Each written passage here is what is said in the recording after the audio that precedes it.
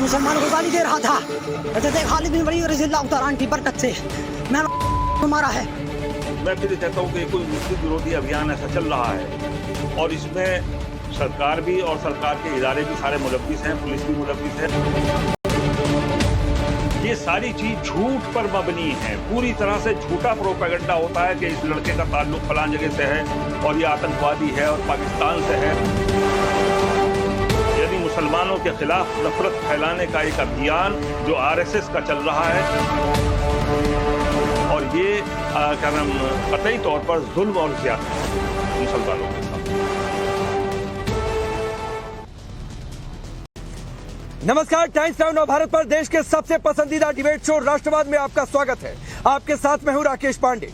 राष्ट्रवाद यानी देश से बढ़कर कुछ नहीं। और आज का बड़ा सवाल ये कि प्रयागराज में कंडक्टर पर चॉपर से हमला करने वाले लारेब हाशमी पर मजहबी कार्ड क्यों खेला जा रहा है। सवाल ये भी है कि जिस पर सरतन से जुदा का भूत सवार था उससे हमदर्दी क्यों जताई जा रही है।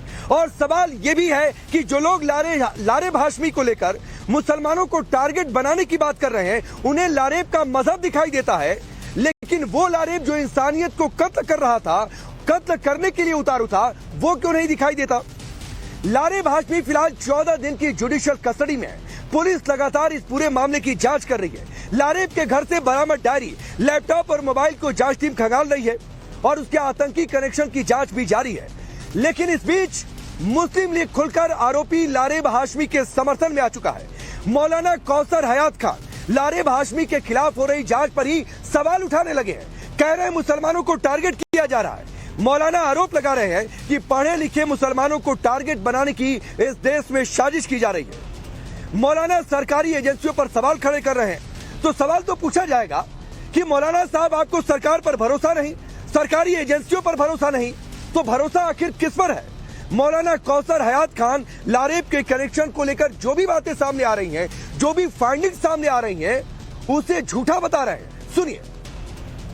लारेब हाशमी के मामले में हमारा मानना ये है पूरी तरह से कि जैसे आमतौर पे होता आया है कि जो पढ़े लिखे लड़के हैं हमारे, जो लोग इंजीनियरिंग कर रहे हैं, डॉक्टरी कर रहे हैं, उनको चुन चुन कर निशाना बनाया जा रहा है। ये मैं फिर कहता हूँ कि कोई मुस्लिम विरोधी अभियान ऐसा चल रहा है और इसमें सरकार भी और सरकार के इदारे भी सारे मुलव्विस हैं, पुलिस भी मुलव्विस है। और ये सारी बातें जितनी मैनिपुलेटेड करके अखबारों में शाये की जाती हैं, ये अदालत के अंदर एक भी चीज़ साबित नहीं होती। जो 18 साल के बाद आप क्या नाम बेगुनाह को छोड़ रहे हैं, 18 साल के बाद और 12 साल के बाद अदालत ये कह रही कि कोई सबूत नहीं मिले। ये सारी चीज झूठ पर मबनी है, पूरी तरह से झूठा प्रोपेगेंडा होता है कि इस लड़के का ताल्लुक फलां जगह से है और ये आतंकवादी है और पाकिस्तान से है और 17 दफ़े पाकिस्तान गया है और 18 दफ़े पाकिस्तान में ट्रेनिंग ली है। ये इतना बड़ा झूठ है। ये बंद कमरों के अंदर हमारी सरकार के इदारे जो हैं, उसमें आईबी भी है और दूसरे इदारे हैं, वो बाकायदा कहानियाँ बनाते हैं और ये कहानियाँ बनाकर हिंदी अखबारों को दी जाती हैं और वो हिंदी अखबार उसे बढ़ा चढ़ा कर पेश करते हैं और ये 100% झूठ होती हैं। मौलाना साहब को आपने सुना, तो सुनिए मौलाना साहब। पुलिस पूछताछ में लारेब ने खुद कबूल किया था कि वो पाकिस्तानी मौलाना का वीडियो देखा करता था। उसके लैपटॉप की सर्च हिस्ट्री में मिला है कि हमास हिजबुल्लाह के वीडियो वो घंटे देखा करता था। कंडक्टर पर हमला उसने किया, ये भी उसने कबूल किया है और वीडियो बाइट है इसकी। काफिर को सबक सिखाने की उसने बात की है और इसका आड़ लिया है उसने धार्मिक नारों का। लेकिन मौलाना साहब, दरअसल आप बोल क्यों ऐसा रहे हैं, इसकी वजह यह है कि आपको विक्टिम कार्ड खेलना है, आपको अपनी सियासत करनी है। मौलाना कौसर हयात खान बीजेपी और आरएसएस पर मुसलमानों के खिलाफ अभियान चलाने की बात कर रहे हैं और मुसलमानों के खिलाफ जुल्म और जाति की बात कर रहे हैं। सुनिए। एक वर्ग विशेष यानी मुसलमानों के खिलाफ नफरत फैलाने का एक अभियान जो आरएसएस का चल रहा है, sponsored by RSS, sponsored by BJP और स्पॉन्सर्ड बाय बीजेपी गवर्नमेंट, ये चल रहा है, उसको ये आगे बढ़ा रहे हैं। और कोई इन्हें एक भी आदमी मिल जाता है तो उसका बात का बतंगड़ जिसे हम कहते हैं वो बनाकर ये पेश कर रहे हैं और ये क्या नाम कतई तौर पर जुल्म और ज्यादती है मुसलमानों के साथ। तो आप सोचिए, इस देश में एक वर्ग को ऐसा लगता है कि वो मुसलमानों की आड़ लेकर कुछ भी कहेंगे, उनकी सियासत चल पड़ेगी और शायद मौलाना इसीलिए ऐसी बातें कर रहे हैं। फिलहाल हमले के बाद से लारेब के माता पिता और भाई अभी भी फरार चल रहे हैं। पुलिस लोकेशन की तलाश कर रही है कि ताकि उनसे लारेब को लेकर पूछताछ हो सके। माता पिता का सुराग मिलने पर जाहिर सी बात है पुलिस उनसे भी लारेब को लेकर पूछताछ करेगी। इस बीच पुलिस की एक टीम दिल्ली में भी है। दिल्ली में भी तलाशी अभियान जारी है और दिल्ली में भी उनके घर वालों की लोकेशन को ट्रेस किया जा रहा है। लारेब के पिता पहले दिल्ली में रह चुके हैं, यहां पर सिलाई का काम वो कर चुके हैं। यूपी सरकार के लारेब के घर और पोल्ट्री फार्म पर बुलडोजर भी चला सकती है। कई लारेब के गांव वालों ने मांग कर दी है कि ऐसे आदमी के घर पर तो बुलडोजर चलना ही चाहिए। सूत्रों के मुताबिक बुलडोजर एक्शन के जरिए सख्त संदेश देने की तैयारी हो रही है, जैसा कि योगी सरकार में होता है। खबरों के मुताबिक अमले से मंजूरी लिए बिना ही घर का निर्माण हुआ था, यानी जो घर बना वो अवैध है। ये जांच हो चुकी है, ये जानकारी आ रही है। साथ ही पोल्ट्री फार्म भी जो बना था वो रिहायशी जमीन पर बना था, जो कि इल्लीगल है। ऐसे में प्रशासन की ओर से जल्द ही उसे ध्वस्त करने का आदेश जारी हो सकता है और इंतजार कीजिए, जल्दी बुलडोजर भी चलेगा। नोटिस का जवाब अगर संतोषजनक नहीं मिला तो, और जानकारी यह भी है कि एनएसए लगाने की भी तैयारी हो रही है। चलिए अब आपके सामने वो सवाल रखता हूं जिनके इर्द गिर्द आज की चर्चा आगे बढ़ेगी। सवाल पहला ये कि लारेब पर योगी का एक्शन मुस्लिम लीग को टेंशन क्यों है? मुस्लिम लीग विक्टिम कार्ड क्यों खेल रहा? विक्टिम कार्ड खेलेंगे, कार्रवाई को मुस्लिम विरोधी बताएंगे, और क्या आपको लगता है कि इस देश के मुसलमान उससे मान लेंगे? मौलाना को लारेब का मजहब दिखाई देता है, आतंक क्यों नहीं दिखाई देता? और सरतन से जुदा सोच वाले लारेब से इतनी हमदर्दी क्यों है? चलिए अब आपका परिचय आज के मेहमानों से करवाता हूं। मोहम्मद फैज खान, राष्ट्रीय मुस्लिम मंच के। विनोद बंसल जी अब से थोड़ी देर बाद हम हमारे साथ जुड़ेंगे। हाफिज नूर अहमद अजहरी, इस्लामिक स्कॉलर के तौर पर, और मोहम्मद अतीक जो कि इंडियन मुस्लिम लीग के सदस्य हैं, नेता हैं और प्रवक्ता हैं। आप सभी का बहुत बहुत स्वागत है। मोहम्मद अतीक, मैं आपसे शुरू करता हूं। लारेब ने किस तरीके से धार्मिक नारे लगाए वो वीडियो मुझे लगता है आपने सुने होंगे। मौलाना कौसर हयात को भी आपने सुना, आप ही की पार्टी के राष्ट्रीय सह सचिव है, मतलब मुस्लिम है। इसलिए अगर कोई जुर्म करता है, कोई अपराध करता है, कोई आतंकी वारदात करता है, तो आप उसके समर्थन में खड़े हो जाएंगे क्या?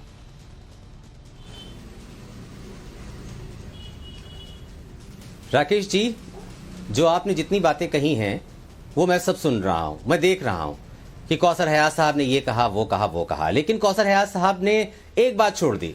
प्रोपेगेंडा तो मीडिया भी बनाती है, बहुत बनाती है। दरअसल बात यह है कि उन्होंने जो बात कही है, उसने जो अपराध किया है उसको उन्होंने जस्टिफाई नहीं किया है, लेकिन अब यही है कि कुछ ना कुछ बनाना है तो बनाना है। चलिए ठीक है, मैंने इससे पहले भी प्रोग्राम में कहा था कि उसने गलत किया है, उसको सजा मिलनी चाहिए, लेकिन उन्होंने जो ये कहा है कि कितनी बार मुसलमान लड़कों को पकड़ा गया है, 20-21 साल के बाद उनको छोड़ा गया है, बेगुनाह साबित हुए हैं, उन्होंने सिर्फ यही तो कहा है। उन्होंने यही बात तो कही है कि जांच में ऐसा ना हो कि कुछ ऐसा, जैसे कि लारेब हाशमी ने पहले जो नारे लगाए थे वो आपने सुने होंगे। अभी तो अस्पताल में कही थी, उनके लिए नारे नहीं थे। इसके संदर्भ में मौलाना कौसर ने ये बातें कही हैं क्या? लारेब हाशमी के संदर्भ में ये बातें नहीं कही हैं? लारेब हाशमी को लेकर ये बातें नहीं कही हैं? नहीं, उनका यही कहना है कि जब कोई मुसलमान, देखिए उसने जो चापड़ से जो है कंडक्टर को मारा, उसको उन्होंने जस्टिफाई नहीं किया, उसके लिए उन्होंने सजा की मांग करी, उन्होंने कहा कि उसको सजा मिलनी चाहिए। लेकिन उनका यह कहना है कि फला जगह से तार मिलते थे, फला जगह से तार मिलते थे। ये जो कहानियां बनाई जाती हैं, ये कहानियां पहले भी बनाई जा चुकी हैं मुसलमान लड़कों के साथ। उसके बाद उनको 20-21 साल के बाद उनको बेगुनाह साबित हो गए। अभी तक जो पुलिस की फाइंडिंग है सुनिए।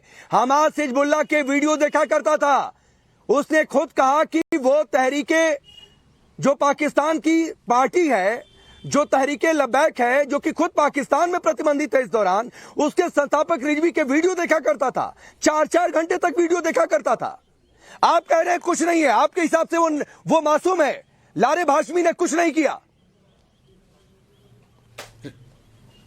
नहीं, मासूम तो कोई नहीं कह रहा है, लेकिन आप ये बताइए कि आप जांच करा लिए, हमास के वीडियो जितनी भी न्यूज़ेस हैं इस बार, क्या सिर्फ मुसलमान देखने? आज वो सबसे ज्वलंतशील मुद्दा है, पूरी दुनिया वो सारे वीडियोस देख रही है, पूरी दुनिया उसके वीडियोस देख रही है, क्या मुसलमान, क्या हिंदू, क्या ईसाई, वीडियो देख रही है सारे के सारे। लेकिन अब ये है कि उसने एक अपराध किया है, उसको माफ नहीं किया जाना चाहिए। वही कह रहे हैं मोहम्मद अतीक, सुनिए, हमास तालिबान के वीडियो सबने देखे, लेकिन कोई उसके साथ नहीं खड़ा हो गया, कोई उससे प्रेरित नहीं हो गया। तालिबान के वीडियो देखकर उसने गला काटने की प्रैक्टिस की है, कोई प्रेरित नहीं हो गया। आपको मजाक समझ में आता है? आपको लग रहा है कि वो मुस्लिम है इसलिए उसके साथ खड़े हो जाओ, हमारी सियासत चल पड़ेगी, एक वर्ग है जो आपके साथ आकर खड़ा हो जाएगा। बयानात में विरोधाभास है, उसके बयानात में विरोधाभास है। वो विरोधाभासी जो है बयान दे रहा है, वो ऐसे बयान दे रहा है कि आप कभी कहीं किसी को जुड़ाएंगे, किसी को जुड़ाएंगे। पहले वो कह रहा था कि ऐसा करना है, अब वो अस्पताल में लेटा वो ये कह रहा है कि वो तो सर। अच्छा एक मिनट अतीक भाई, एक सवाल और फिर मैं आगे बढ़ जाऊंगा। आपने कहा गुस्ताखे रसूल की बात की थी, सुन लीजिए अरे सुन लीजिए भाई, सुन लीजिए। आपने कहा गुस्ताखे रसूल की उसने बात की, तो गुस्ताखे रसूल में आप जाकर किसी का सरतन से जुदा कर देंगे, मतलब जो सरतन से जुदा हुआ था उसी का पार्टू हम तो पहले दिन से बिल्कुल नहीं करेंगे, बिल्कुल नहीं करेंगे। ठीक है, मतलब आपके हिसाब बिल्कुल नहीं करेंगे, बिल्कुल नहीं अरे करेंगे। अभी आपने अपराध किया है, अभी आपने कहा मोहम्मद अतीक उसको सजा मिलनी चाहिए। बिल्कुल मैं कह रहा हूं, मैं कह रहा हूं कि उसके बयान मोहम्मद फैज खान आ जाइए। मोहम्मद फैज खान रुकिए, आप ही के मोहम्मद अतीक आप ही के वर्ग से हैं। मोहम्मद फैज खान भी सुनिए, इनको भी शायद आपकी आंखें खुल जाएं। मोहम्मद फैज खान मुस्लिम है, इसलिए 7 खून माफ, बिस्मिल्लाहिर्रहमानिर्रहीम। रब्बिश रहली सदरी मोहम्मद अतीक ये चाहते हैं, उनकी पार्टी ये चाहती है। देखिए, सबसे पहले तो ये मुस्लिम लीग भारत में अभी कर क्या रही है, क्योंकि 16 अगस्त 1946 का इनका इतिहास है, डायरेक्ट एक्शन डे। किस तरीके से सांप्रदायिक दंगे इन्होंने किए थे, और इसी मुस्लिम लीग ने लाखों लाख हिंदुओं का धर्म के नाम पर कत्ल किया था। वो विचारधारा की पार्टी आज भी इस देश में क्यों है? यदि ये विचारधारा की पार्टी आज भी इस देश में है, तो मौलाना कौसर हयात जैसे लोग यही स्टेटमेंट देंगे कि ये मुसलमानों को जानबूझ के टारगेट किया जा रहा है, मुस्लिम एमबीबीएस लड़कों को, इंजीनियर्स को, डॉक्टर को जानबूझ के टारगेट किया जा रहा है, क्योंकि यही राजनीति ये लोग करते हैं कि हम पर अत्याचार हो रहा है। पाकिस्तान जैसा देश इन्होंने 15 अगस्त 1947 को ले लिया। अब यही फिर से वो राजनीति कर रहे हैं। हम फिर से कह दें कि ये अब देश को तोड़ नहीं पाएंगे।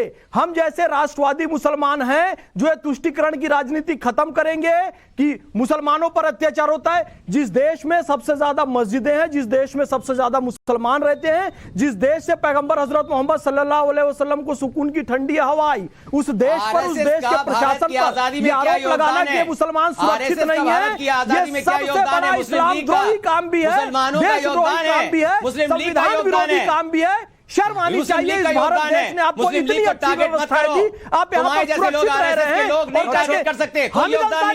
उपराष्ट्रपति बन गए, फिर कहते हैं कि भारत में मुसलमान सुरक्षित नहीं है। अरे तुम भारत में सुरक्षित नहीं हो तो पूरी दुनिया में कहीं पर भी सुरक्षित नहीं रह सकते। हिंदुस्तान ही वो मुल्क है जहाँ के बारे में पैगंबर हज़रत मोहम्मद सल्लल्लाहु अलैहि वसल्लम ने कहा था कि मुझे सुकून की ठंडी हवा इस मुल्क से आती है। नारायण अपराधी है, अपराधियों को दंड दिया जाना चाहिए। और एक बात मैं बता दूं, सुन भी लिया कीजिए, एक बात बता दूं, यदि 10 साल 20 साल कोई जेल में रहता है फिर बाइज्जत बरी होता है, तो ये कानूनी प्रक्रिया का दोष है। उसमें हिंदू, मुस्लिम, सिख, ईसाई सब पीछे जाते हैं। आप उसमें से 2 उदाहरण मुसलमानों के ले लेते हैं और उसके बाद उसका प्रोपेगेंडा बनाते हैं। ये सबके साथ होता है। मोहम्मद अतीक जरा बताइएगा कि इस देश के 2 टुकड़े हो गए, हिंदुस्तान पाकिस्तान बन गया, इसमें किसका योगदान था? मुस्लिम लीग क्या कर रही थी? 16 अगस्त 1946 डायरेक्ट एक्शन डे कत्लेआम किया गया। और अगर आपको नहीं, आईयूएमएल की बात कर रहे हैं, आपको हिस्ट्री नहीं पता कि उसमें आईयूएमएल का योगदान नहीं था, वो ऑल इंडिया मुस्लिम लीग थी। आप इंडिया में रह गए तो ऑल इंडिया लगा लिया। हमने कॉन्स्टिट्यूशन बनाया, कॉन्स्टिट्यूशन बनाने में हमारे लोग उसमें मौजूद थे। कॉन्स्टिट्यूशन इन लोगों ने बनाया, लोकतांत्रिक हमने बनाया। और एक चुटकुला और कॉन्स्टिट्यूशन आप लोगों ने बनाया। तुम्हारा तो योगदान ही नहीं है। अब सुन लिया ना मोहम्मद अतीक, हमारी पार्टी में विधानसभा के जाओ, आप पर और इसी तरीके से देश के बाकी मुसलमान भी आप पर हंस रहे होंगे। चलिए मैं आगे बढ़ता हूं। आजारी साहब रुक जाइए, रुकिए, हो गया। अरे रुकिए 7-8 मिनट में आप लोगों के पास रहा। ये कोई टैगिंग मत करिए मोहम्मद अतीक, प्लीज समझिए, ठीक है? मैं आगे बढ़ रहा हूं। हजारी साहब, इस देश में जितने आतंकी पकड़े गए, मैं नाम लूं तो एक लिस्ट बन जाएगी कि कोई इंजीनियर था, कोई डॉक्टरी की पढ़ाई कर रहा था, कोई टेक्निकल एक्सपर्ट था, कोई इलेक्ट्रॉनिक में एक्सपर्ट था। तो ये कौन सा लॉजिक है कि जो पढ़ लिख गया, जिसकी आड़ मौलाना कौसर ने ये बातें कही हैं, आपको लगता है कि वो ठीक बातें कही हैं? देखिए, लारेब ने जो किया है वो उसने अपराध किया है और उस अपराध की सजा उसको मिलनी चाहिए, इसमें कोई शक नहीं है। गलत है। ये मैंने पहले भी आपके चैनल पे कहा था, लेकिन बहुत सारी बातें आपको बुरी भी लग जाती हैं हमारी। जैसे भी आप कह रहे थे कि वो फला लोग हैं, वो विक्टिम कार्ड खेल रहे हैं, ऐसा कर रहे हैं। मैं तो ये चैलेंज के साथ में कह रहा हूं कि भारत में कोई मजहबी कार्ड अगर खेलता है तो भारतीय जनता पार्टी खेलती है। भारत में कोई मजहबी कार्ड खेलता है तो हमारे ये विनोद बंसल भाई जैसे लोग खेलते हैं। भारत में कोई मजहबी कार्ड खेलता है तो वो लोग खेलते हैं। आवाज आ रही है? हेलो, फोन मेरा काट दिया है भाई। बिल्कुल आवाज आ रही है, हजारी साहब अपनी बात पूरी करिए। मेरा फोन काट दिया है, मेरा फोन आवाज नहीं आ रही। काट दिया, अरे क्लियर आवाज आ रही है। खामखा विक्टिम कार्ड, बोलिए। मेरा फोन काट दिया साहब, मेरा फोन। अरे आपका फोन अच्छा, एक बार पीसीआर चेक करिए, पीसीआर चेक करिए। विनोद बंसल जी आपको आवाज आ रही है? क्लियर वॉइस है, वॉइस क्लियर है बिल्कुल। विक्टिम कार्ड खेल नूर अहमद साहब आ रही है। हाँ, विनोद बंसल जी मौलाना कौसर कह रहे हैं कि हमारे पढ़े लिखे लोगों को टारगेट किया जा रहा है, जबकि सभी तो नहीं लेकिन ज्यादातर कई ऐसे आतंकी पकड़े गए जो कि इंजीनियर थे, जो कि डॉक्टर थे। तो क्या ये धर्म की आड़ नहीं ली जा रही है जो मोहम्मद अतीक इनकार कर रहे हैं, आजारी साहब जिससे इनकार कर रहे हैं? भाई सिर्फ इंजीनियर डॉक्टर नहीं, यहाँ तो आईएएस भी जिहादी एजेंडा चलाने में माहिर हैं। यहाँ पर तो अतिवादियों की अगर फौज खड़ी करनी है तो कोई बड़े से बड़ा आदमी जो है ना उपराष्ट्रपति तक भी रह जाए तो भी पीएफआई के वो उसमें गुर्गों के साथ खड़ा हो जाता है। और किसकी बात करोगे राकेश जी? जहाँ जिहाद की बात आती है, 72 उरों का जो लालच आता है इनको, तो तुरंत वो सारा कुछ छोड़ करके सुना बंसल जी, तुमने जिहाद का नाम ही सुना है, तुम्हें जिहाद की आज तक किसी ने सही परिभाषा बताई नहीं है। ये जो है ना आतंकवादियों का साथ देना, आतंकवादियों का सिर्फ मुसलमान करने के नहीं देना, आतंकवादियों देना कोई नहीं है। सिर्फ मुसलमान, ये हाफिज नूर जो है अपने आप को बताते तो कुछ और है कुछ और, बाहर कुछ और है, अंदर कुछ और है। ये वो जिहादी सपोले हैं सुन लीजिए, बौखलाना अच्छी बात नहीं है। सुन लीजिए उनको प्लीज। विनोद बंसल की बात पूरी करिए, फिर हजारी साहब आपके पास आऊंगा प्लीज। देखिए राकेश जी, जब अतिवादियों को पकड़ा जाता है, जब आतंकवादियों को मारा जाता है, जब उनको नेस्तनाबूद किया जाता है, उनको ऊपर एक्शन लिया जाता है, तो सारे के सारे बिलबिला जाते हैं। और उससे पहले जो हिंदुओं पर हमले होते हैं और निर्दोष हिंदुओं को मारा जाता है, तब इनके मुंह में दही जम जाता है। ये है इनका चाल चेहरा। बार बार है ना इस्लामिक जिहादियों को कवर फायर देने का जो काम करते हैं ना, यही जिहादी इनको खा जाएंगे, दब जाएंगे। जब आतंकवादी हमले होते हैं तो कोई नहीं जिंदा रहेगा, वो भी मारे जाएंगे। ठीक आजारी साहब विनोद बंसल जी में आ रहा हूँ। आजारी साहब मुझे एक लाइन में सीधा सा जवाब दीजिएगा प्लीज।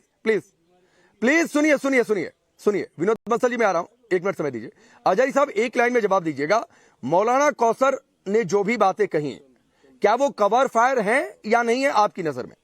बाकी बातें बाद में मैं उनकी बातें बहुत हद तक सही है, उनकी बातें बहुत हद तक सही हैं।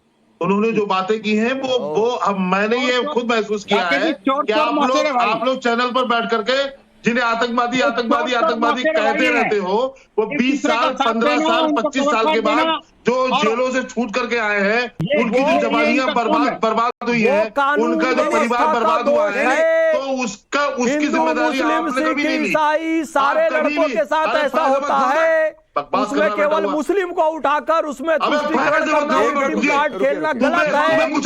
फैज खान में आऊंगा। फैज खान प्लीज, एक साथ सभी लोग नहीं बोले, अभी सिर्फ आजारी जी की आवाज होने जा रही है। आजारी साहब, आपने कहा कि जो मौलाना कौसर हयात खान ने जो बातें कही वो ठीक कही, इसका मतलब लारे हाशमी क्योंकि एक खास वर्ग से है, एक खास धर्म से है, इसलिए उसके अपराध को दरकिनार कर दिया जाए। वो हिजबुल्लाह के वीडियो देखता रहे, सब कुछ अनदेखा कर दिया जाए। यहाँ के मुसलमानों को जो हर बात में आप पाकिस्तान से जोड़ते हो, इसकी आपको शर्म नहीं आती है? वो खुद नाम ले रहा है भारतीय, आजारी साहब वो खुद नाम ले रहा है, लारे हाशमी। वो मौलाना रिजवी की बात कर रहा है जो तहरीके लब्बैक का संस्थापक था, उसकी बात वो कर रहा है। क्या आपने पाकिस्तान के वजह बता तो दिया, वीजा देने का आप कौन सी वजह चाहिए बताएंगे हमें? आप आए दिन आप मुसलमानों को पाकिस्तान से जोड़ते रहते हो। फैज खान तहरीके लब्बैक का संस्थापक मौलाना रिजवी, उसका नाम ले रहा है। इससे बड़ा सबूत क्या चाहिए? क्यों प्रेरित था उससे? क्यों तहरीके लब्बैक की बात कर रहा था वो? देखिए, ये नूर अहमद साहब कह रहे हैं कि भारतीय मुसलमानों को पाकिस्तान से क्यों जोड़ते हो। मैं कहना चाहूंगा, जब आप खुद कह रहे हो यहां पर बैठकर कि भारत में सुरक्षित नहीं, भारत में आपको टारगेट किया जाता है, तो शर्म आपको आनी चाहिए। जब वो पाकिस्तान की संस्था का नाम ले रहा है, पाकिस्तान के आतंकवादी संगठन का नाम ले रहा है जो पाकिस्तान में बैन है, तो उसको जोड़ा ही जाएगा पाकिस्तान से। राकेश पांडे भैया क्या गलत कह रहे हैं? सही तो कह रहे हैं। वो पाकिस्तान के वीडियो देख रहा है, वो आतंकवादी संगठनों के वीडियो देख रहा है और वैसे ही कार्रवाई भी कर रहा है और कह रहा है कि वो पाकिस्तान से प्रभावित है, तो इसलिए उसे कहा जा रहा है। और आप भी यहाँ पर बैठ कर कह रहे हैं भारत में टारगेट किए जा रहे हैं, भारत में सुरक्षित है, भारत में एमबीबीएस और इंजीनियरिंग के युवाओं को टारगेट किया जाता है, उनको 10-10, 20-20 साल जेल में रखा जाता है। इसलिए फिर कहा जाता है कि भैया भारत में सुरक्षित हो। अरे हजारी साहब, आप भी शांत होंगे प्लीज, प्लीज। सीरिया इराक में रहकर देखो, तब पता चलेगा। दोनों लोग शांत होंगे प्लीज, प्लीज। ठीक है, फैज खान शांत हो जाइए। हजारी साहब सुनिए, सबकी आवाज डाउन करिए पीछे, सबकी आवाज डाउन करिए पीछे, सबकी आवाज डाउन करिए। हजारी साहब सुनिए ना, हम सभी मुसलमानों की बात नहीं कर रहे हैं, हम सिर्फ वैसे मुसलमानों या कोई भी मुसलमान ही क्यों, कोई हिंदू हो, सिख हो या ईसाई हो, अगर पाकिस्तानी मौलाना का वीडियो देखकर किसी भी धर्म के नारे लगाकर किसी पर हमला करेगा, उसके साथ खड़े होंगे क्या? कोई हिंदू भी उसकी जगह होता तो मैं इतना ही सवाल करता। पाकिस्तान से जोड़ने की और आपकी विनोद मजबूरी मकसद, है, हमने फैज खान से सवाल नहीं किया। इस देश में मुसलमान इस देश में सर्वोच्च संवैधानिक पद पर बैठे हुए हैं। सबकी आवाज डाउन करिए, सबकी आवाज डाउन करिए। मोहम्मद अजहरी, आपको तमीज होनी चाहिए, तमीज होनी चाहिए और तमीज सीखिए नेशनल टेलीविजन पर आकर बात करने की, गाली गलौज करने की। एकदम आपको इजाजत नहीं है और कम से कम मेरे सामने तो ऐसी भाषा और ऐसे शब्दों का इस्तेमाल बिल्कुल मत करिएगा। आपको चेतावनी देता हूं मैं, यह हमेशा याद रखिएगा। मेरे सामने जब भी आइए संवैधानिक शब्दों का इस्तेमाल करिए, मर्यादा में रहा करिए। चलिए, आप सबका बहुत बहुत शुक्रिया हमसे जुड़ने के लिए। रुकेंगे ब्रेक के लिए।